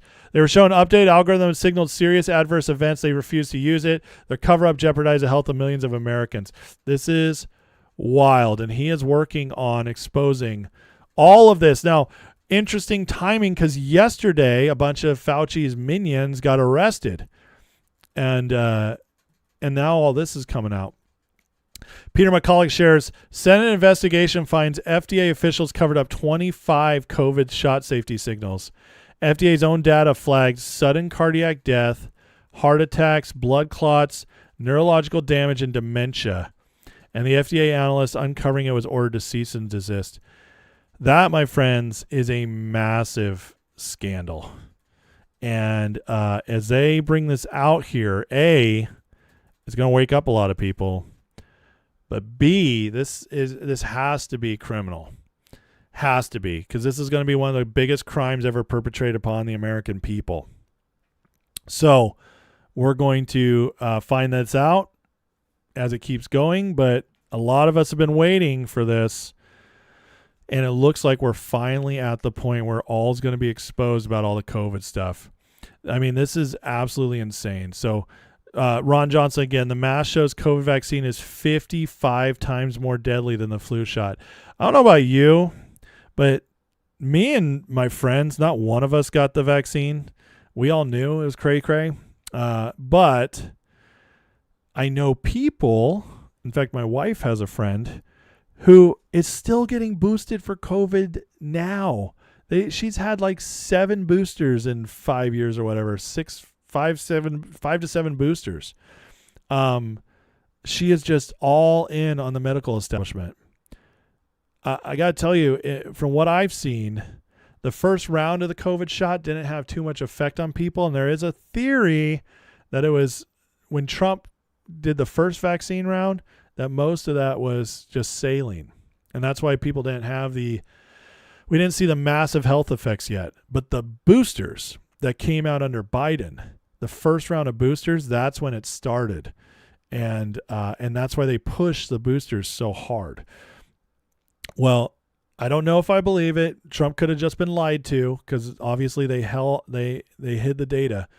But one way or the other, the first round was not where it really started. It was the boosters that were worse. And I mean, look at this. Vaccine deaths before COVID jab, a few hundred per year. After the jab, 21,600 reported deaths just in 2021. And that's just what's reported. Imagine all the ones that happened they didn't know. They didn't know that's what could have caused it. A lot of people say that's because we administered billions of doses. We calculate this COVID injection 25.5 deaths per million. That's a 55-fold increase over the deaths from flu vaccine. And that's just insanity, folks. And again, that's just what's reported. And a lot of people don't even know to report to VAERS. So it could be 10 times that. And that doesn't even count all the injuries. It's insane stuff, guys. Terrifying, very sad, and it just insane. There's a lot of people who still believe in this stuff. I know older people who are like Republican Trump lovers, but they still trust their doctor. They still have that mindset of 40, 50 years ago where they just were raised. Doctors are like the elites of the elites when it comes to educated, so they trust all their doctors, and they're still getting it. It's honestly amazing. Like, we haven't seen more, but it's definitely happening. And Rand Paul, this is about the only good thing Rand Paul's been doing lately, but he's going after Fauci still. Says, I've said from the beginning, lying to Congress, felony, destroying federal records, a felony, advising others to destroy federal records, felony. Fauci did all three. His advisor was just indicted. Fauci's next. Deadline to prosecute is May 11th. DOJ must act now. So they have 2 weeks to get Fauci. We got to pray this happens. Now, he was preemptively pardoned. The question is, this is a question for the DOJ to answer, is what does that apply to? How does that count? And can Trump, if they pursue this, make the auto pen argument to undo the pardon? So this is what we got to watch, see what happens. But man, this is one of the top guys on my list. If I had a list of like 5 people I want to see go down the most, it would be Obama, Clinton, Fauci, Bill Gates, and who'd be lucky number 5? I don't know. John Brennan maybe, but we're close. We're close. That's my my Aces Most Wanted right there. So, anyways, let's pray that happens, and we'll see how it plays out. But one way or the other, guys, this information coming out is absolutely massive. So so good stuff. And Big Pharma right now is sweating like crazy. All right, let's get on to the Grifter Report. I didn't do one last night because there just wasn't much, and I had so much other news last night. But I got some Grifter stuff tonight. Let's get into the Grifter Report. Today, Sarah Jacobs invokes Candace Owens, Tucker Carlson, Alex Jones, and Megyn Kelly in the hearing with Hegseth to argue concerns over Trump's mental illness is bipartisan. As if these people are all MAGA. That is hilarious. Listen to how she does it. So, Mr. Secretary, you are with the president a lot. This woman's a moron, by the way. And it pains me to even have to ask this about our president, but my constituents' lives are at stake. Do you believe that the president is mentally stable enough to be the commander-in-chief? Did you ask the same question of Joe Biden for 4 years? Mr. Secretary, Joe Biden is not the president. Mr. Trump has been president for a year and a half, and I'm asking you did right not. now. And I won't even engage with the level of disparagement that you're putting on the commander-in-chief, who indeed is. Meeting Mr. Secretary, every single day. Mr. Secretary, Biden is not the president. Sharpest, most insightful commander-in-chief we've had in generations. And you want to compare? You want to ask that question after you and your fellow Democrats defended Joe Biden, who could barely speak and didn't know what day of the week it was? As you know, he governed through an auto pen. He when had a Secretary of Defense who went AWOL for a week. I can't Mr. be gone for 10 days. For 10 minutes. I will reclaim my time. Gentlelady's time. She reclaimed it. So, as Mr. Jimenez Hex said, is good on the taking camera, man. leaders at their word. So, is there a reason that we should not be taking our leader at his word? Iran should not underestimate the will of President Trump and the United States military to achieve our mission. Okay, well, I want you to know this is not a partisan thing. In fact, many Democrats. Listen to this. This is not a partisan thing. Listen to how she sets this up. This is just too funny. Have had many Republicans have had these same questions. Marjorie Taylor Greene said he's out of control and he's gone insane. Candace Owens said the 25th Amendment. Did you hear what she said? Many Republicans have said this, and then she names Marjorie Taylor Greene, which okay, just because she was in the House, we'll give you that one. But Candace Owens is the next Republican after everything going on. That's my God. Needs to be invoked. Megyn Kelly, Tucker Carlson, who you used to work with, Alex Jones, Stephanie Grisham. The list could go on. So how do I explain to my constituents that while they are in harm's way? Oh my God, listen, guys. If you ever doubted that these people are part of a psyop and they all know each other and they're all working together, that's all you needed to see right there. The Democrats are now invoking the grifters, the people I've been calling out on this show, showing you guys all the stuff, breaking them down all nonstop.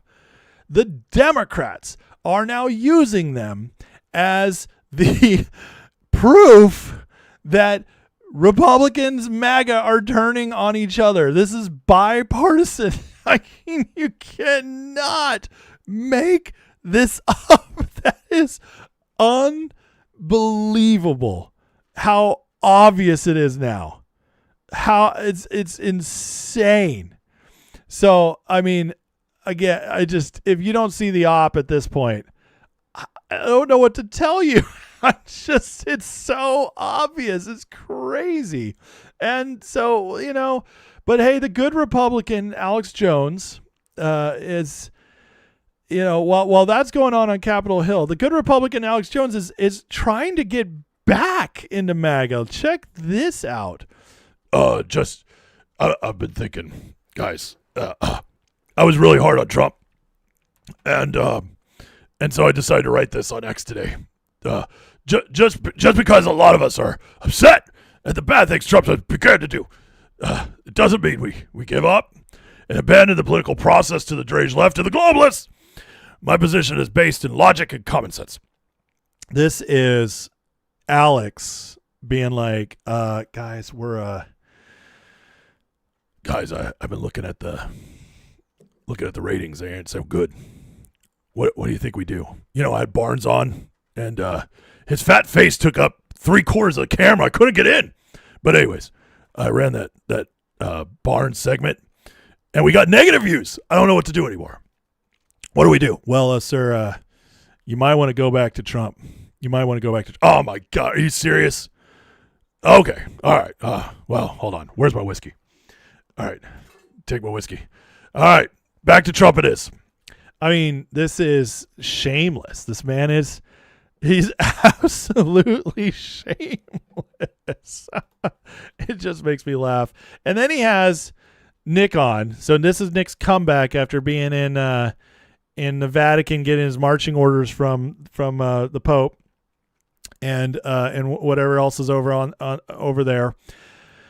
Saying that the last thing we need is a coronation of J.D. Vance. He's calling for a dark horse Republican to save America in 28. It's got to be America First Republican. Now, as soon as I saw this, you guys want to guess what I said immediately to myself? Man, it's so interesting how much they hate J.D. Vance. For all the people who doubt J.D. Vance, for all the people who bought the Whitney Webb psyop, I got to tell you something. You guys want to know a secret? Whitney Webb, who put out the whole technocrat, J.D. Vance is a technocrat, he's owned by Peter Thiel. She started all that. She started that entire narrative. She's one of them. She's one of these guys. These are the people parroting that. Nick Fuentes, Alex Jones, Owen Schroyer, Ian Carroll, Candace Owens, they're the ones who are all saying you can't trust J.D. Vance. Now, some of you, I know, because every time I bring this up, I get so many people. I don't trust J.D. Vance. He's a technocrat. I want Rubio. I don't trust J.D. Vance. He's owned by Peter Thiel. Well, I got to tell you, Nick Fuentes agrees with you.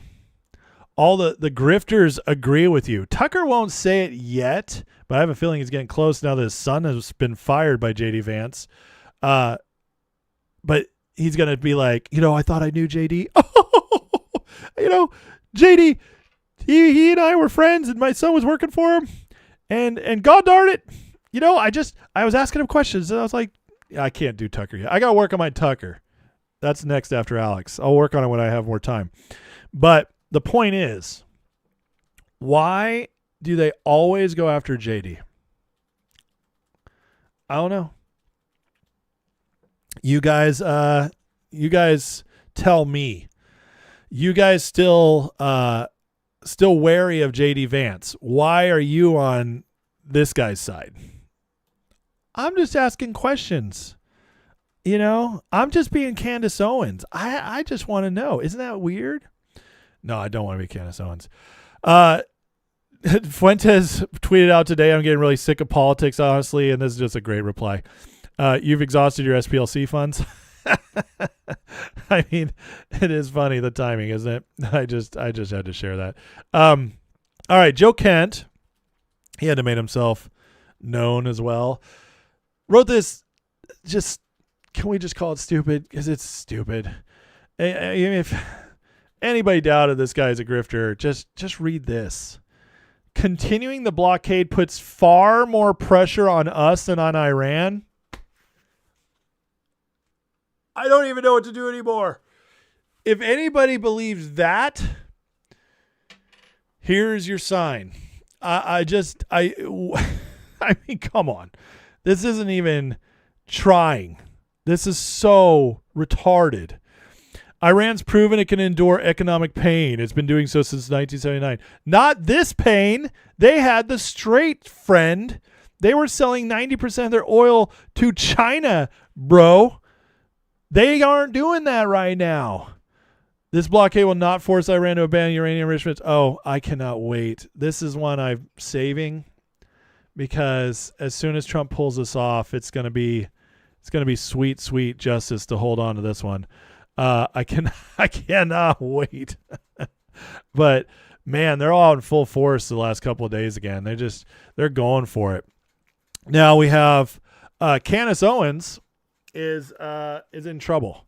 At least somebody's things are starting to ramp up on her. The other day, Candace called out how TPUSA was falling apart because one of their heads of a chapter stepped down. Well, it turns out Candace was in cahoots with that person to make TPUSA look bad. And look at this.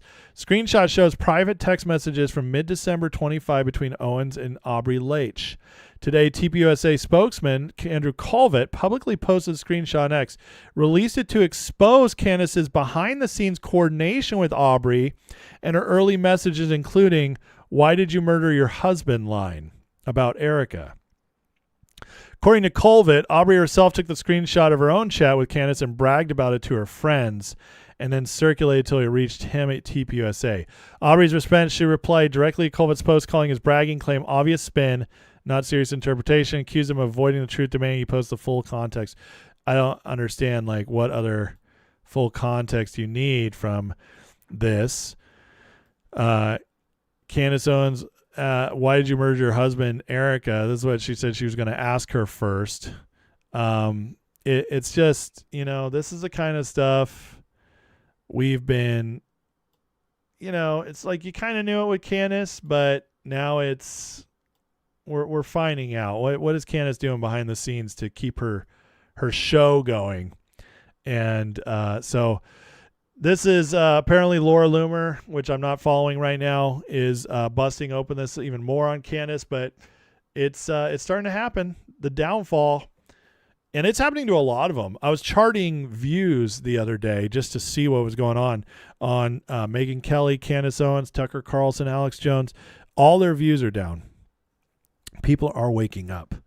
It's starting to work, and so we just got to keep spreading the news on these people.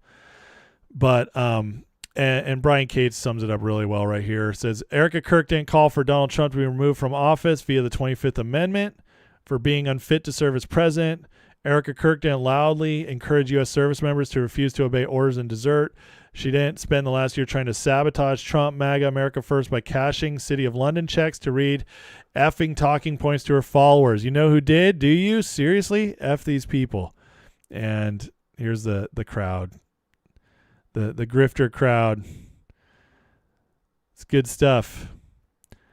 It's people are waking up, man. They're turning on these people, and I'm so here for it. So we'll keep exposing. I'll keep doing the Grifter Report. You better believe it. And hopefully I can figure out a way to do Alex's voice for more than 2 minutes without my own voice wanting to kill me. But these people, man, they're so pathetic. All right. I'm gonna run through the last couple of things I got, and then I'll spend some extra time in the chat. So, but please please subscribe, and check out just these quick little hits I got for you guys. Interesting things I saw today. So, U.S. economic data keeps surprising to the upside, while Euro data keeps surprising to the downside. The gap keeps growing. So here's charts. Europe's economy is tanking while ours is surprisingly strong. That is Trump's policies just now starting to take full effect in a way the data is picking up. And guys, once it starts, it will accelerate quickly. We learned this. The last time we really saw this was Reagan. Reagan implemented a ton of change, deregulation, major tax cuts, and the economy took 18 months to turn around on him. His approval went down to 35%. This is in 83. By the time it turned around, it was booming. And then after that, we got the 20 years of boom through the 80s all the way through most of the 90s. And if we hadn't had Clinton doing Democrat crap, it probably would have been an even bigger boom. So amazing stuff. And this is what we're starting to see with Trump. It's starting to happen. Here we go. People don't realize how huge this is. American manufacturers are smashing expectations, investing in equipment and services they need to build. This is as bullish a sign as you can get. And so orders data beat by 2.8%. Equipment data beat by 0.6 points. So huge. The manufacturing is coming back. Trump is doing it again when they all said he couldn't. Alina Habba decided to go on The View and blast these women. Well, she at least was speaking truth. But listen to what she just announced to the world of The View, the liberal suburban ladies. So why should anyone believe this pattern of targeting Trump's enemies is about justice and not revenge? If you think that the Russian collusion hoax, if you think that the things that we've now seen evidence of in this Department of Justice aren't real, I'd just tell you to sit tight because things are coming. Because what they did was weaponized. I don't want to hear about weaponization because the reason you all know who I am is because of weaponization. I sat through targeting, people saying we're going to get Trump, and then a Hillary Clinton appointed judge sanctioned me for suing Hillary Clinton. By the way, I'm proud of that. Well, I'm proud of what I did. Actually, because it was the right thing to do. let me get Alyssa in here. Let me get Alyssa. So why should anyone? Do you hear her say more's coming? It's coming. She just told that whole audience, we got all the Russiagate stuff. It's coming out. And they didn't like that. They didn't like that. Somebody said that she's surrounded by the coven. Oh, that's too funny. The squawking witches. It's so true. These people, man, are so gross. All right. Here's AOC letting her, I don't know if this was a Freudian slip or not, but this is pretty hilarious. Listen to this. Okay, last thing then. What do you think we're going to have first? Are we going to have a female president first or a gay president? Are we going to have a female president first or a gay president? Oh, well, we don't know if we've already had a gay president. Hey, that's true. I think there are chances that maybe we have, but I don't know. Okay. We don't know. Did we already have a gay president? I don't know. What did you guys remember Miss Joan Rivers? She had a little something to say about that. Miss Rivers, how are you? You made a ton of news officiating the wedding in New York yesterday. Is this like a new cottage career move for you? I'm so excited. Okay. And I should do very well because I don't charge. And do you think that the country will see the United States will see the first gay president or the first woman president? We already have it with Obama, so let's just calm down. Got it. You know Michelle is a I'm sorry, she's a what? A transgender. We all know. Oh my gosh. Oh gosh. It's okay. What was said? I don't charge. And do you think that the country will see the United States will see the first gay president or the first woman president? We already have it with Obama. He asked her the exact same question. And she says we've already had it. And AOC said, well, maybe we've already had it. Isn't that interesting? They said like the exact same question. This is years apart. That's pretty crazy. That's pretty crazy. And yes, as you probably have guessed, if you didn't already know, she didn't live much longer after this. I don't think Obamas were happy about that. Or maybe the Clintons were watching and they were like, hey, Obama. Hey, Barry, is that you? On the phone. I was just calling you. Did you see that's Joan Rivers crap? Well, she's calling Michael a tranny. I mean, Michelle. Yeah, sorry. I get the names confused. anyways, she went out. She told everybody you're gay. Now I know you smoked the pole, Barry. I know you smoked the pole, but I just gotta tell you, Barry, that how about Hillary and I have decided that for your Christmas present, we're just gonna take her out. How about that? You like that? Yeah, we're good at it. We always make it look like a suicide. So, anyways, we'll take her out for you. Merry Christmas. All right, bye, Barry. That's but one way or the other, she's gone. She's gone now, and but not before leaving the world with this wonderful gem of a video. So we've already had John Thune up to his regular theatrics and awfulness, but FISA was passed today. FISA extension with limitations in that Trump approved, but it also had a ban in it for CBDCs. No CBDCs, and it passed the House, but John Thune's already told him it's dead on arrival in the Senate. So that's interesting. We should be hounding the Senate right now to get this passed with the CBDC ban in it. But anyways, just so you know, the CBDCs, they're trying to get it banned. Now, Trump's already banned it, effectively executive order. But the fact the Senate is open to that, I mean, I feel good. We're never going to see a CBDC, you guys. But there is a law that's banned it until 2030. But, it's not something I worry about a lot, but it is worth watching who's against it and who's not, just in case. So all that said, where we're at tonight, look at this, the last 24 hours, just in case you're dooming. SCOTUS ends race-based gerrymandering.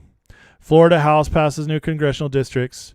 Trump Fed Chair Kevin Warsh was approved today by the Senate Banking Committee. He'll get through. We're gonna have the new Fed Chair, a guy who actually knows what he's doing, the way that could be very good. Comey indicted, Fauci aide indicted, indictments on TPUSA assailants. I'll also add the raids of the Minnesota daycares, so on and so forth. We're winning, guys. It's been 2 excellent days for winning. No more dooming, no blackpilling allowed, because things are getting better. All right, guys, on that note, please please subscribe. I'm going to get into the chat for a little bit, and then we'll call it a night. So let me make sure. Anybody tag? Any super chats? Nope. Okay. All right. So do your worst, friends. Let me see here. Oh, there's a tag. D6 says, did I see Cash's interview tweet giving Bongino credit for all the indictments happening and coming up? Yes, I did. I almost included it, but I already had a lot for the show tonight. But yeah, Cash called out Bongino and said that he was behind a lot of what they're doing and going to be doing. So great stuff. David says, I'm kind of sick of winning. Luna, she's working at Al soon. I mean, that's great, but we need to call. Honestly, the pressure needs to be on Thune. He needs to know there's going to be consequences. So, am I sick of winning yet? Says David. No. Listen, first of all, you never get sick of winning. It's a hilarious joke to even think of that. But I will tell you that I won't be satisfied until we're seeing a roaring economy. I know that our foundation is good moving forward. But, we live in a fallen world. There's always going to be work. And so I'll never stop. So there's no sick of winning. We just got to make sure we keep going nonstop always. So Taya says, wow, I haven't seen news today yet. It seems like another good MAGA day. It was an excellent MAGA day, especially because of the Supreme Court. Jay Tyra says, Cash spent 10 months investigating Comey. It could very well be the firewall they need to be able to remove and go after the big dogs. It's possible. Yeah, it is possible. He might be the, what do they call it? Like, I can't think of it right now. It's late. My brain is starting to shut off. I've been doing these lives a lot late, and I'm really excited, guys, because in 10 days I'll be getting to get more rest and switch this up and go for it. And so I'm excited. I'm excited to try new things. Vana Seychelles says Lincoln was not gay. What? Who said that? I would never think Abraham Lincoln was gay. That's a weird one. That sounds like some liberal came up with just to like be like, you see, we've always had lots of gay people. They just couldn't talk about it because they'd kill them. Yeah, not quite the truth, but they always say that stuff. So do I think Barack, Bill, Hillary, and Michael had swinging parties? What a question. From what I know, probably not. Bill's a lot of things. I don't think he's into dudes, even though he'd rack up every chick he could ever get his hands on. And Hillary, as far as I know, I don't think that woman knows what pleasure is. I think all she cares about in life is power, and I don't even know if there's anything else. I don't think that woman knows how to, like, I mean, think of all the years Bill was cheating on her by philandering, raping women. I mean, all the crazy stuff, running off to Epstein Island. And Hillary was just like, go ahead, Bill.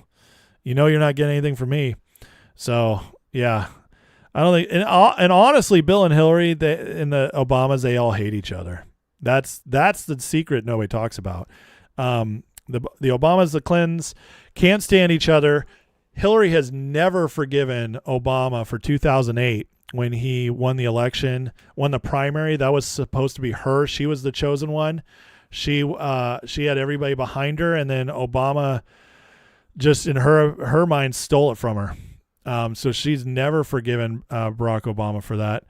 And then this last cycle here that with the election, when Biden was going out, the Clintons and Obamas were playing against each other, trying to manipulate the chessboard. Who was going to be the nominee? The Clintons actually were trying to get Biden to stay in, which is crazy. But they didn't want Candace, or they didn't want Kamala. They didn't think she could win. And Obama didn't want Kamala either, but he wanted Biden out, and he wanted to run a primary. And a quick primary, and so somebody who could run in. And so when Biden finally was stepping down, Pelosi forced him out. The Clintons came in and said, Kamala, take it now. And so they counseled her to come in, take the nomination, and she basically announced it without Obama's approval, which is why Obama took a while to endorse her. So, anyways, the Clintons and Obamas hate each other. Gina asks, am I concerned about Islam and 2,700 mosques in USA to take over? No, not even a little bit. I'll tell you this, it's not good, but there's so few Muslims in America comparatively to everything else. And they're just not even close. And with Trump pushing out the illegals, with the Christianity starting to rise again in the country, I don't see it let me say this. It's not like I worry about it going to bed. Is it a problem? Yes. Is it something I want to work on? Yes. Is it something we all should focus on, doing what we can to limit that spread? Abso-freaking-lutely. But am I worried about it? Like it's going to be a big deal? No, I'm not. It might be a big deal for a couple towns, but for the U.S. in general, no, I'm not worried about it.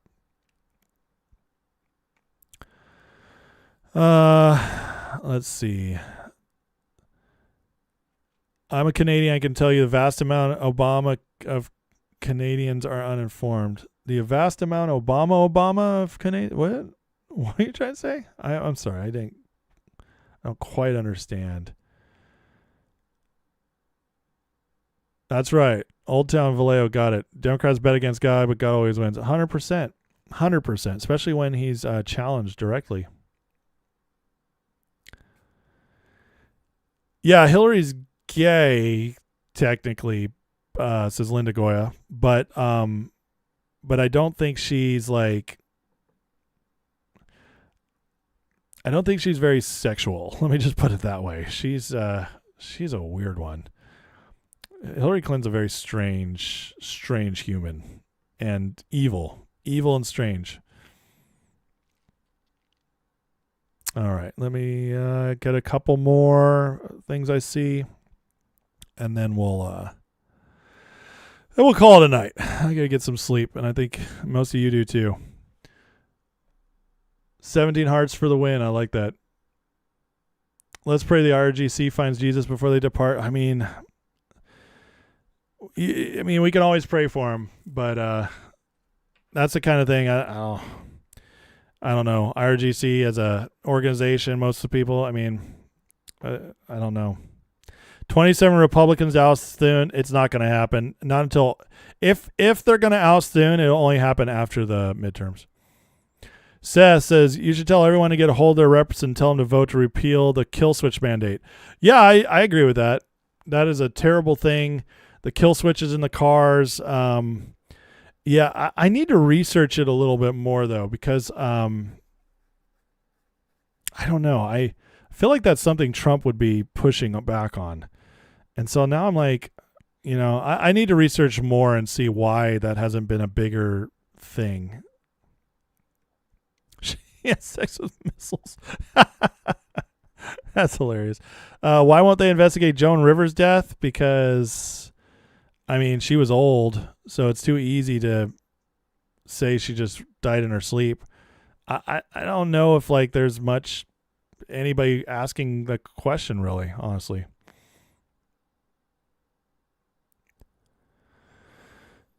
Yeah, you're right. It will hurt manufacturing in the U.S. for sure. Yeah, I'll have to look more into that one. I don't have a good answer for you right now about what's going on with that. But yeah, definitely should call to stop it. So, all right, guys. I'm going to call it a night. I'm tired. So listen, bless you guys. Thank you so much for watching. Please hit the like, the subscribe. Think about joining if you really like the community, if you want to support the channel. And you can go to the description, get a free month of the membership, and get in the Discord. And would love to see you. Did Joan Rivers die of surgery? Maybe, but that doesn't mean that's really how it happened. Timing was very suspect. I'll just say that. Anyways, let's pray and get out of here. So, Heavenly Father, thank you for today. God bless all the people watching this show, Lord. Thank you for them, their support, and yeah, just everything. I'm just so grateful for this channel and this community. So bless them, Lord, and Lord, for our president, bless them, God, with protection. Watch over him, keep him safe, give him boldness and wisdom in everything he faces, Father, and same for all those with him.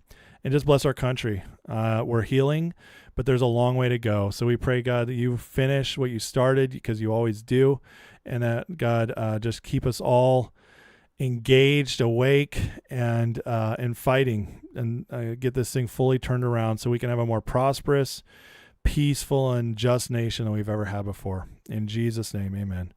All right, love you guys. God bless you. Have a great night, and I'll see you tomorrow. Take care.